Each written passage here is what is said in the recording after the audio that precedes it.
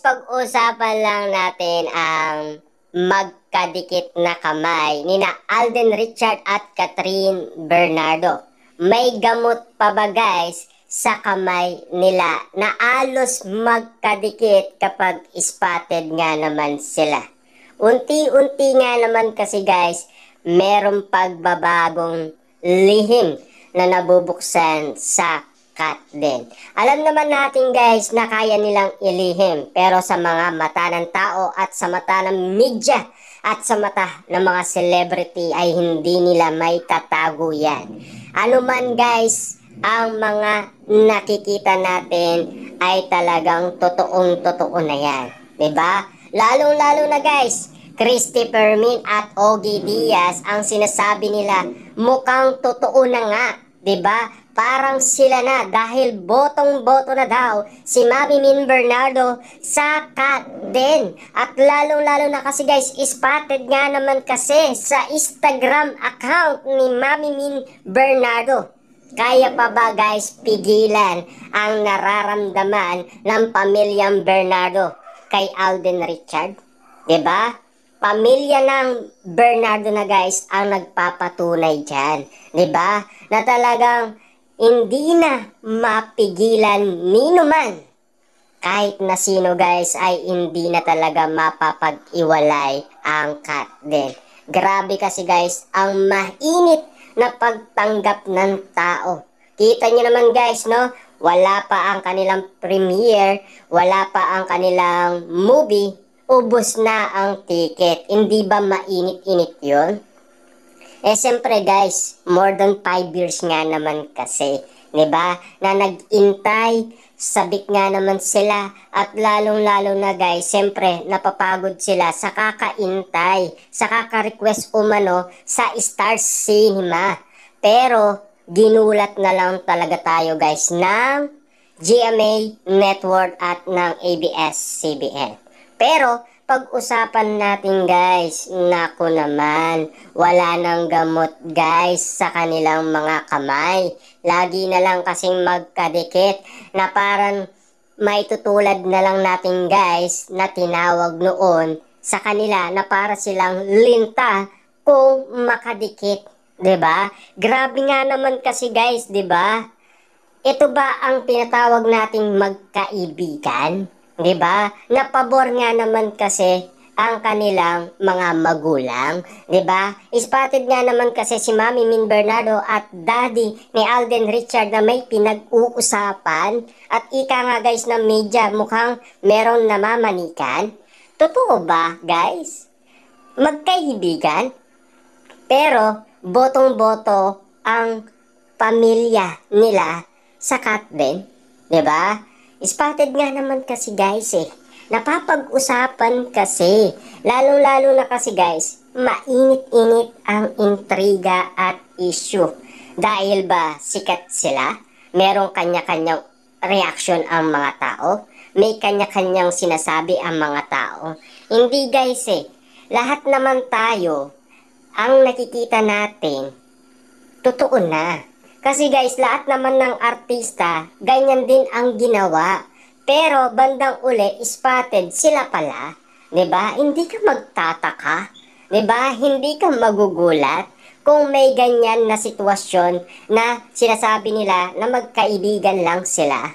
Pero yung point na yon, ikinakagulat kasi ni Alden Richard kung bakit ang salitang magkaibigan na sinabi ni Catherine Bernardo kay MJ Felipe na magkaibigan lang sila. Pero nagulat si Alden Richard doon. Guys iba yung reaction ni Alden Richard sa salitang magkaibigan.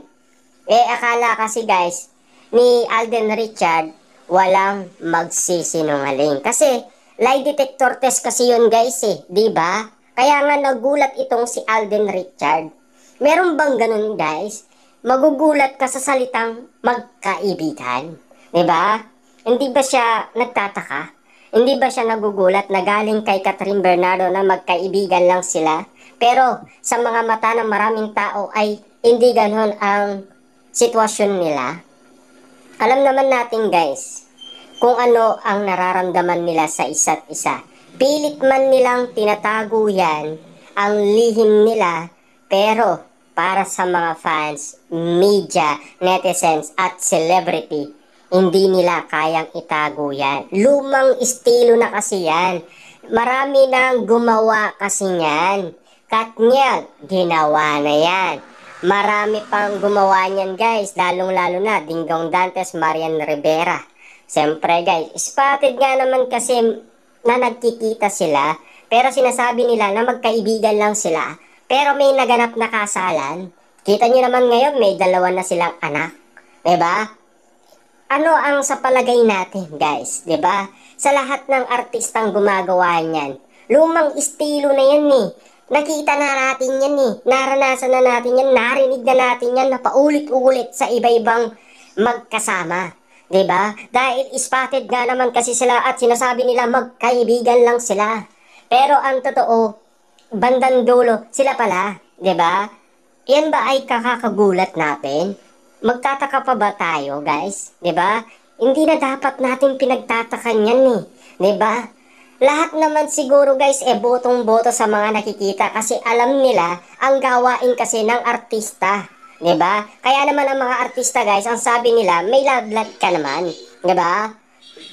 Alam kasi nila yon guys eh. May tatago ba nila yan? Never nilang itatago kasi yan guys, 'di ba? Kasi alam kasi nila na totoong-totoo na ang ginagawa nila. Dahil alam naman nila kasing nililigawan ni Alden Richards si Catherine Bernardo. Bakit? Magsisinungaling ba si Ogie Diaz? Kung si Ogie Diaz nga guys, siya ang nagsabi na iwalay na ang Katniel. 'Di ba? O doon natin nalaman yun guys eh. Posible bang magsisinungaling siya sa mga binubuksan niyang balita? 'Di ba? Christopher Me, posible bang magsisinungaling siya sa kanyang binubuksan? Hindi ganun guys eh. Alatang masyado kasi dahil alam naman natin may kanya-kanya silang source sa iba't ibang mga artista. Bawat kaganapan kasi guys sa mga artista na spotted nga naman sila at magkasama. Bandang uli, kapag spotted nga naman sila at pinagkwentuhan sila, sasabihin nila magkaibigan lang po kami. Pero bandang huli, malalaman lang natin sila pala, 'di ba? Ganyan guys yung mga naririnig natin sa mga artista, 'di ba? Spotted kayo at naging viral yung magkasama kayo sa beach, 'di ba? Ah, hindi po. Magkaibigan lang po kami, 'di ba? Para po nagkita lang po kami at nagka-bonding, 'di ba? Ganun ang mga sinasabi nila, guys, 'di ba? Hindi niyo ba pagtatakan ang cat din mainit na sa mga tao, mainit na ang mga mata na tao, at ang gusto nila magpakasal na dahil romantic na kasi ang pinapakita nila, to the highest level na kasi. Iba na kasi yung arutan, to the max na kasi. Sila na mismo guys ang nagsabi, iba yung nauna sa ikalawa. Kasi meron na kasi silang bonding moment at nag-uusap na kasi sila. At ayon pa guys kay Christopher Me, nakatelebabad daw ang cat din. Musta na daw yun. 'Di ba? May pagkakataon nga naman kasi guys na may pagkakaiba. Lalong-lalo na guys kapag spotted na nai-interview umano si Alden Richard, 'di ba? Ang sinasabi niya kasi hindi niya kayang magkaroon o mag-anap ng syota o girlfriend kasi kulang siya ng time. Dahil siyempre guys, ang dami niyang project na ginagawa at ang dami niyang business na importante sa kanya. Pero take note guys ha, 1 oras lang ang tulog niya. Pero spotted ha, may telebabad pa at nagkikita pa sila ni Catherine Bernardo. Grabe ba yun? 'Di ba? Hindi ba kayo nagugulat doon? Hindi ba kata-kata kayo guys? 'Di ba? Hindi na ba kayo nasanay sa iba't ibang mga artista na nagsasabing magkaibigan lang sila? Pero bandang dulo, sila pala. Ang Katniel guys, ganyan din eh. 'Di ba? Madami nang gumawa niyan guys, 'di ba? Bandang uli sila pala, 'di ba? Yan mga ganyan bagay guys. Kapag pinag-uusapan na, kapag nauli na sila, 'di ba? Ibang klase na kasi 'yun eh. 'Di ba? Siguro pinag-uusapan na 'yan guys nila kung papaano nila sasabihin, anong month, anong year, bahala sila kung ano ang sasabihin.